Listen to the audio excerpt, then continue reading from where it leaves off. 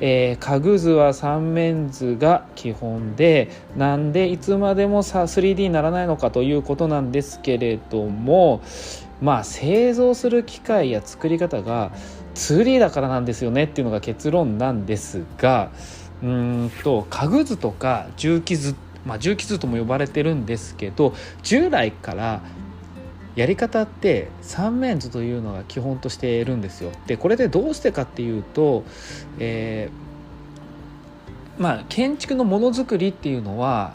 設計と、一品生産っていうのもあるんですけど、設計と施工が完全に分かれていて、作る人がですね、なので、それを大体現場で作ったり、手で作ったりっていうことから、職人さんが分かりやすいように 2D にしているんですよね。でどういったものかって実際話すと、例えばレジカウンターとかイメージした時に、上から見た図面、要は平面図ですよね。で正面から見た図面、正面図ですよね。で右とか左とかどっちかでもいいんですけど、見た図面を側面図って言って、この3面の図面っていう意味で、3面図で家具図を描くんですが、レジカウンターをそれで作るので、それで3面あって、ものを作れるよっていうのが基本なんですけれども、実はこれだけではもちろん作れなくて、レジカウンターは、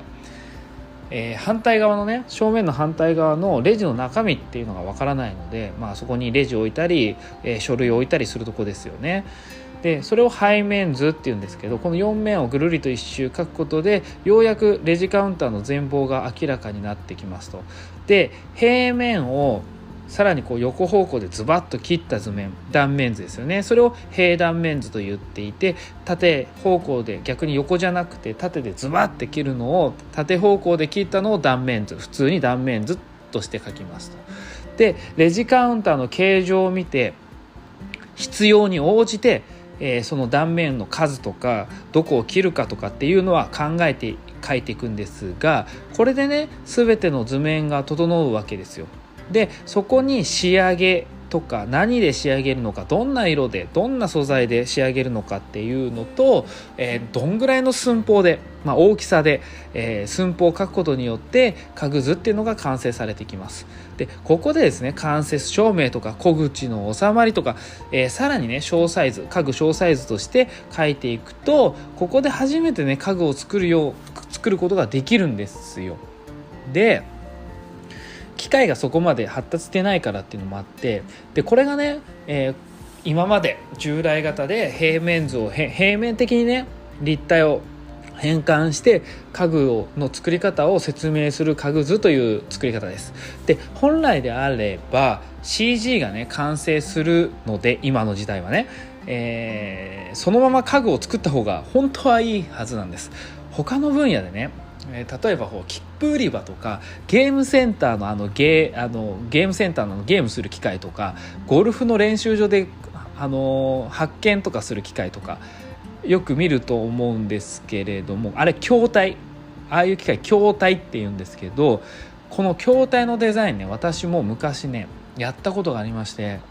その時衝撃を受けたんですよ。 3D データのまま工場でザーッと製作できるような機械があるんですよ。でこの分野はね、やっぱり大量生産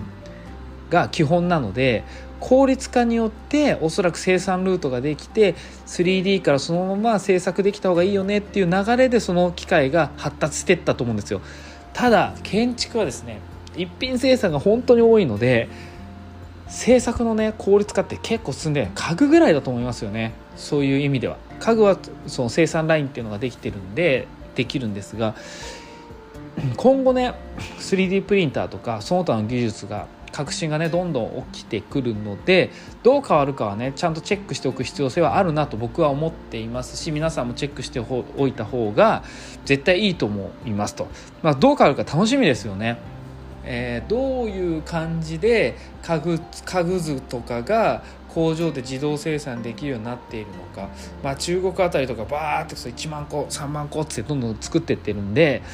そういうところの現場を見ると、うわすごいなって思うことが結構あるんで、皆さんもね一度見に行った方がいいんじゃないかなって思うんですよ。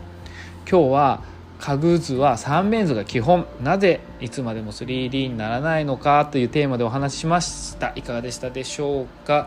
家具図の建材の作り方が三面図なのはね、一品生産だったり数が必要なかったからなんですよね。生産に、制作に効率化がね難しかったのは今、結果今のスタイルになっているということなんですけれども、となるとね、今後はそれを突破できれば、歴史は前に進むのかもしれませんってことでした。